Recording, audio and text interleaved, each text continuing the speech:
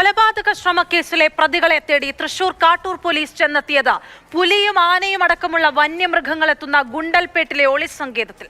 കാട്ടൂരിൽ 2 യുവാക്കളെ മർദ്ദിച്ചു കൊലപ്പെടുത്താൻ ശ്രമിച്ച കേസിൽ നിരവധി ക്രിമിനൽ കേസുകളിൽ പ്രതികളായ 5 പേരെയാണ് പോലീസ് സംഘം കീഴ്പ്പെടുത്തിയത്.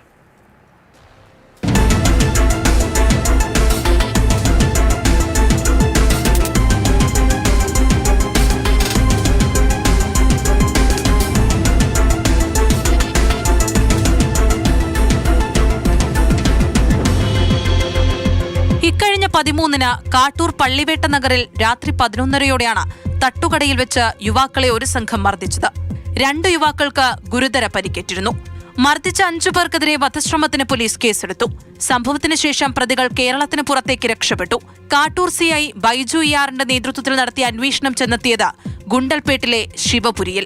5 ദിവസമായി ഇവിടെ ഒളിവിൽ കഴിയുകയായിരുന്നു പ്രതികൾ. എന്നാൽ ഇവർ കഴിഞ്ഞിരുന്നത് പുലിയടക്കമുള്ള വന്യമൃഗങ്ങൾ ഇറങ്ങുന്ന സ്ഥലത്ത് വൈദ്യുതവേലിക്കുള്ളിലെ ഒരു ഒളിസങ്കേതത്തിൽ. കഴിഞ്ഞ ദിവസം അവിടെ എത്തിയ പോലീസ് സംഘം കുറ്റിക്കാടുകൾക്കിടയിലൂടെ 2 കിലോമീറ്ററോളം നടന്ന പ്രതികൾ താമസിക്കുന്നിടത്തെത്തി. ആനയും പുലിയും ഇറങ്ങുന്ന ഇടത്തുകൂടെ തൃശൂർ റൂറൽ പോലീസിന്റെ 5 പോലീസ് ഉദ്യോഗസ്ഥർ ഏറെ പണിപ്പെട്ടിവിടെ എത്തി. 5-അംഗ സംഘത്തെയും പോലീസ് കീഴ്പ്പെടുത്തി. ഒരിക്കലും പോലീസ് ഇവിടെ അന്വേഷിച്ചത്തില്ലെന്നായിരുന്നു കരുതിയിരുന്നതെന്ന് പ്രതികൾ പോലീസിനോട് പറഞ്ഞു. കാട്ടൂർ സ്വദേശികളായി ടിൻറ്റു എന്ന പ്രജിൽ, സിഗേഷ്, അരുൺകുമാർ, ദിനക്, അശ്വന്ത് എന്നിവരാണ് പിടിയിലായത്. റൂറൽ SP B കൃഷ്ണകുമാറിന്റെ നേതൃത്വത്തിലുള്ള സംഘമാണ് ഗുണ്ടൽപെട്ടിലെത്തി പ്രതികളെ പിടികൂടിയത്.